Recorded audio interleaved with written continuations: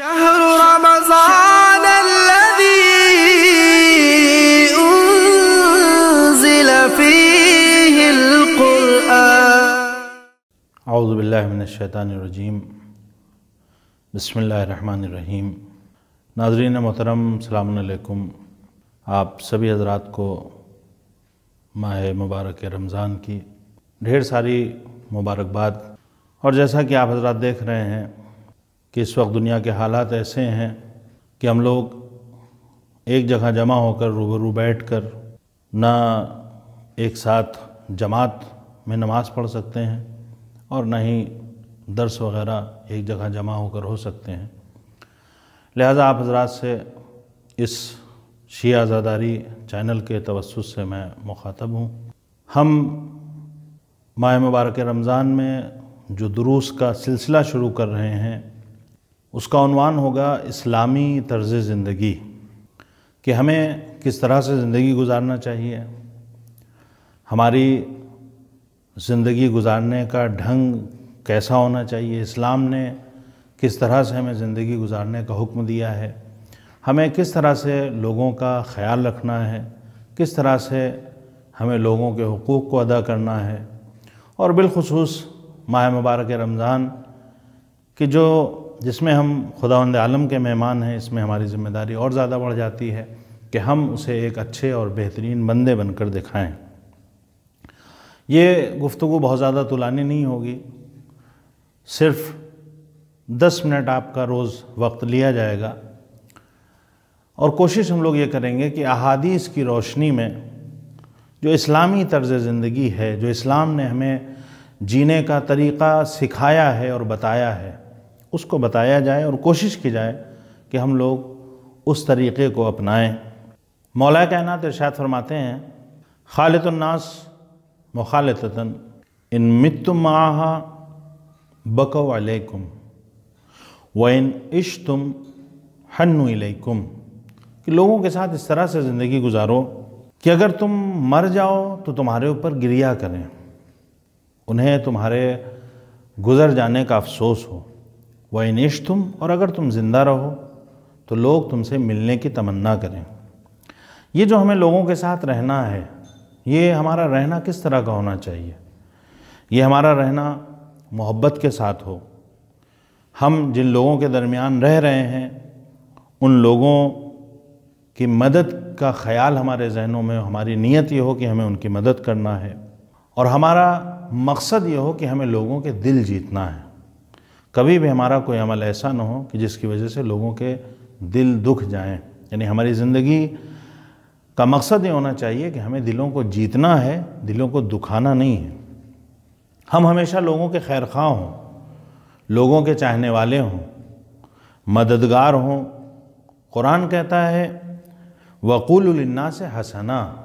کہ اگر تم لوگوں سے گفتگو بھی کرتے ہو تو گفتگو اچھے طریقے سے ہونا چاہیے۔ یعنی اسلام آپ کو اس بات کی اجازت نہیں دیتا ہے کہ آپ لوگوں کو اپنی گفتگو کے ذریعے تکلیف پہنچائیں۔ تو جہاں گفتگو کے ذریعے تکلیف نہ پہنچانے کا حکم دیا گیا ہو، وہاں آپ اپنے عمل سے کس طرح سے لوگوں کو تکلیف پہنچا سکتے ہیں۔ دیکھیے، ہم جس معاشرے میں زندگی گزارتے ہیں، ہماری جو زندگی جس معاشرے میں ہم رہتے ہیں، ہم 2 طریقے سے زندگی گزارتے ہیں یا گزار سکتے ہیں۔ ایک زندگی وہ ہے کہ جس میں نفاق شامل ہوتا ہے، اور ایک زندگی وہ ہے جس میں ہم حسن معاشرت، اچھا طرز زندگی کا جو ہے وہ اس کو ہم عمل کر کے دنیا کو دکھاتے ہیں۔ نفاق اور حسن معاشرت میں فرق، یعنی اسلامی طرز زندگی جو ہے، یعنی جو حسن معاشرت ہے جسے اسلام نے کہا ہے، اور ایک ہے نفاق۔ نفاق اور حسن معاشرت میں فرق کیا ہے؟ نفاق اور حسن معاشرت میں فرق یہ ہے کہ نفاق میں بغض اور نفرت کو چھپا لیا جاتا ہے اور اظہار محبت کیا جاتا ہے۔ یعنی یہ محبت اصلی نہیں ہوتی ہے، ہم اپنی نفرتوں کو چھپا لیتے ہیں اور جھوٹی محبتوں کا اظہار کرتے ہیں۔ لیکن حسن معاشرت یہ ہے، یعنی اسلامی طرز زندگی، جو اچھی طرز زندگی، جو اسلامک طریقہ ہے زندگی گزارنے کا، وہ یہ ہے کہ آپ اچھا کریں، برا نہ چاہیں، محبت کریں، عداوت نہ کریں،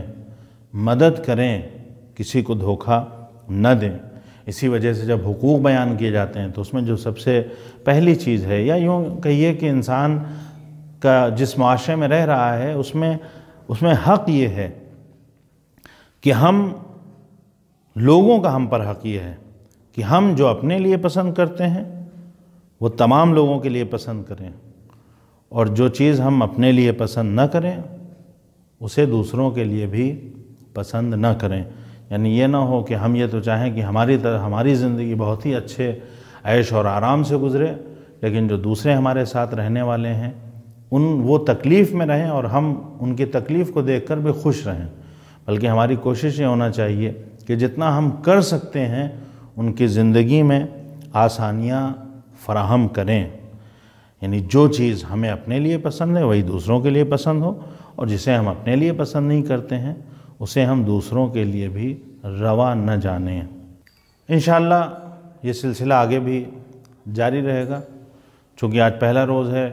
لہٰذا کوشش کی گئی ہے کہ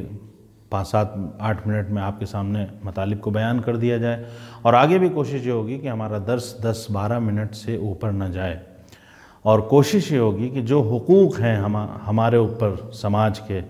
مومنین کے، مسلمین کے، لوگوں کے، ہم ان حقوق کو بیان کریں، اور اس بات کا خیال رکھیں کہ اس ماہ مبارک رمضان میں ہم لوگوں کے حقوق کی ادائیگی کریں۔ آپ کوشش یہ کریے کہ جو لوگ ہمارے درس سے جتنا بڑی تعداد میں جڑ سکتے ہیں ان کو جوڑا جائے، اور ہم سب مل کر اپنے سماج کو ایک بہتر سماج بنانے کی کوشش کریں۔ جس طرح سے ہمارے مذہب نے سکھایا ہے لوگوں کا خیال رکھنے کو، جس طرح سے ہمارے مذہب نے بتایا ہے انسانیت کا سلوک کرنے کو، جس طرح سے ہمارے دین نے ہمیں سمجھایا ہے کہ ہمیں لوگوں کے حقوق کو ادا کرنا ہے،